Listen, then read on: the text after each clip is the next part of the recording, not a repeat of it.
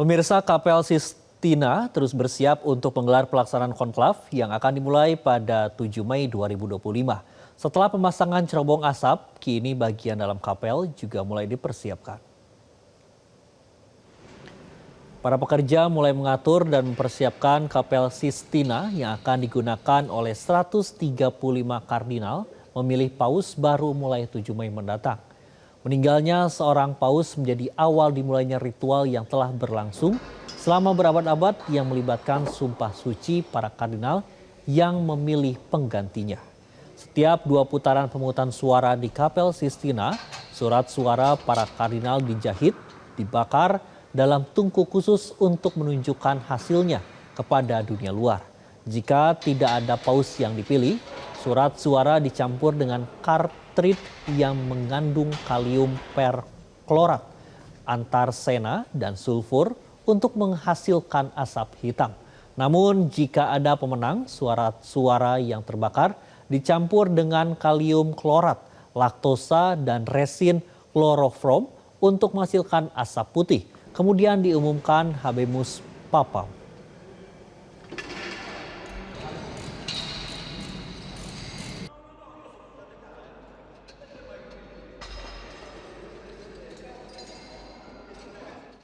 Pemirsa, Gereja Katolik Roma terus mempersiapkan konklav atau pemilihan paus baru pengganti Paus Fransiskus. Setidaknya ada 4 kandidat yang disebut-sebut berpeluang untuk menggantikan Paus Fransiskus. Berikut informasinya, tunggu apa lagi bersama Katoma.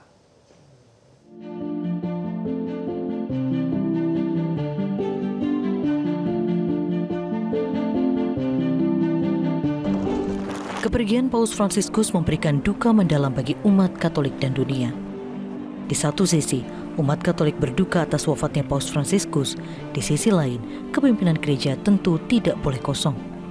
Ketika seorang paus wafat, maka akan segera dilakukan konklav untuk memilih paus berikutnya. Calon terdepan yang akan dipilih menjadi paus dikenal dengan sebutan Papa Billy. Setidaknya ada 4 kandidat kuat yang disebut-sebut akan menggantikan Paus Fransiskus sebagai pemimpin umat Katolik hingga Vatikan, yakni Luis Antonio Tagle, Peter Turkson, Peter Erdo, dan Pietro Parolin.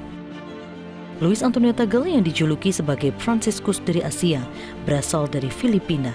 Ia dijuluki Fransiskus dari Asia karena pembawaan yang hangat dan pandangan yang progresif seperti mendiang Paus Fransiskus. Louis juga dikenal dengan kesederhanaannya. Berikutnya ada Peter Turkson, penasihat paus. Peter lahir di Ghana dan kini menjadi penasihat kunci paus dalam isu perubahan iklim dan keadilan sosial. Turkson diangkat menjadi kardinal pertama dalam sejarah Afrika Barat. Peter Erdo asal Hungaria dikenal luas sebagai pakar hukum kanon dan figur utama dari kalangan konservatif gereja. Keahlian dalam hukum gereja menjadikannya salah satu tokoh yang dihormati di lingkungan Kuria Roma maupun keuskupan Eropa Tengah. Pietro Parolin dari Italia dipandang sebagai kandidat moderat dan berkesinambungan. Ia menjabat sebagai Sekretaris Negara Vatikan sejak 2013 dan berperan penting dalam urusan diplomatik. Setelah masa berkabung untuk memilih paus baru, Vatikan menggelar konklav yang diikuti kardinal yang berusia di bawah 80 tahun yang saat ini berjumlah 135 orang. Saat masa konklav, setiap hari dilakukan pemungutan suara 2 kali di pagi hari dan 2 kali di sore hari. Hingga satu nama memperoleh 2/3 suara. Asap putih dan dentang lonceng menandai terpilihnya pemimpin baru. Paus baru akan memakai jubah putih tampil di balkon Basilika Santo Petrus setelah menyatakan kesediaannya dan memilih nama yang akan digunakan. Kemudian diakhiri dengan pengumuman legendaris Habemus Papam. Kita memiliki seorang paus.